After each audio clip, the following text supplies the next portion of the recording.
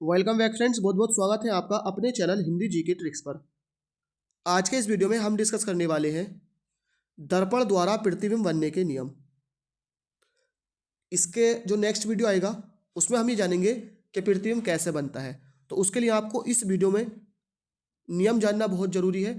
Previous video में आपको ये पता होना चाहिए था कि कौन सा बिंदु क्या होता है, मुख्य अक्ष क्या होता है, मुख्य फोकस क्या होता है, फोकस दूरी, ध्रुव, द्वारक, सब आपको पता होगा। इसलिए आपको पहले जो हमने 34वां वीडियो अपलोड किया है वो जाकर देख लीजिए, जिससे आपको नेक्स्ट वाला वीडियो आपको तभी समझ में आएगा जब आपको ये वीडियो, इसका पिछला वीडियो समझ में आ चुका होगा। तो डिस्क्रिप्शन में लिंक मिलेगा, जाकर देख सकते हैं। इसमें डिस्कस करने वाले अवतल द्वारा यानी अवतल दर्पण द्वारा प्रतिबिंब बनने के नियम, उत्तल दर्पण द्वारा प्रतिबिंब बनने के नियम और इन दोनों के द्वारा प्रतिबिंब का बनना। बात करते हैं अवतल दर्पण द्वारा प्रतिबिंब खींचने के नियम क्या होते हैं। ये अवतल दर्पण के हैं।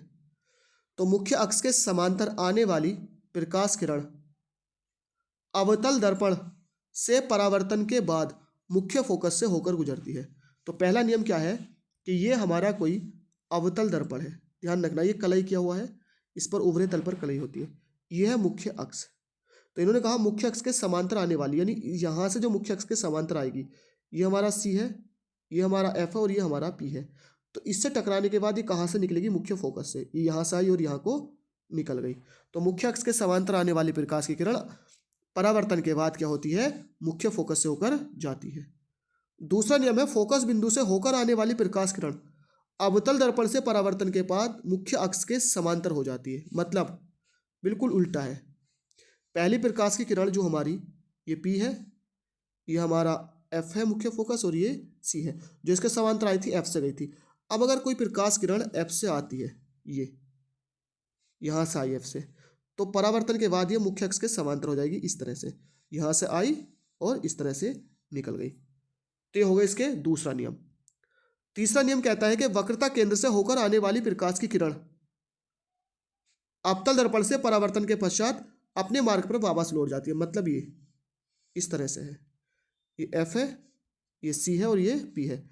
तो अगर कोई प्रकाश की किरण कहाँ से आती है? सी से, तो दर्पण से टकराने के बाद ये सीधी अपने मार्ग पर ही चली जाएगी, यदि जिस तरह से आई थी उसी तरह से वापसी हो जाएगी। तो ये तीन नियम थे किसके? अवतल दर्पण द्वारा प्रतिबिंब खींचने के।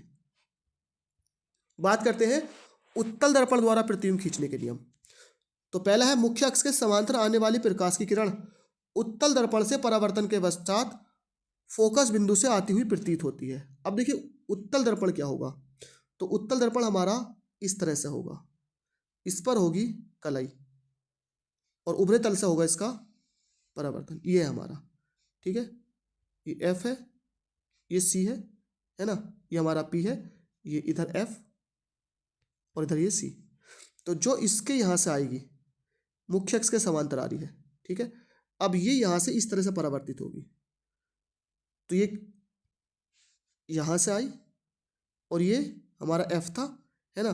तो ये कैसे होती है? जो यहाँ से जा रही है इस तरह से, ये इस तरह से प्रतीत होगी कि ये कहाँ से होकर जा रही है?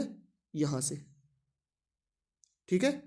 तो मुख्य अक्ष के समांतर जो आती है इस तरह से, परावर्तन के बाद ऐसा लगता है जैसे कहाँ से होकर आ रही है? मुख्य फोकस से आ रही है, मुख्य फोकस से आती हुई प्रतीत होती है।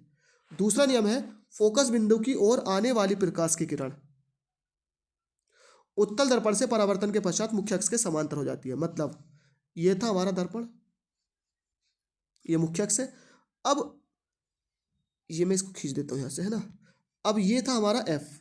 तो अगर कोई प्रकाश की किरण यहाँ आ रही थी एफ की ओर, मान लीजिए यहाँ से आ रही थी ऐसे, ये ऐसे आ रही थी प्रकाश की किरण, किसकी ओर आती हुई लग रही थी? एफ की ओर। तो इससे टकराने के बाद ही इसके समांतर हो जाएगी। कहाँ को हो जाएगी? मुख्य अक्ष के समांतर हो जाएगी।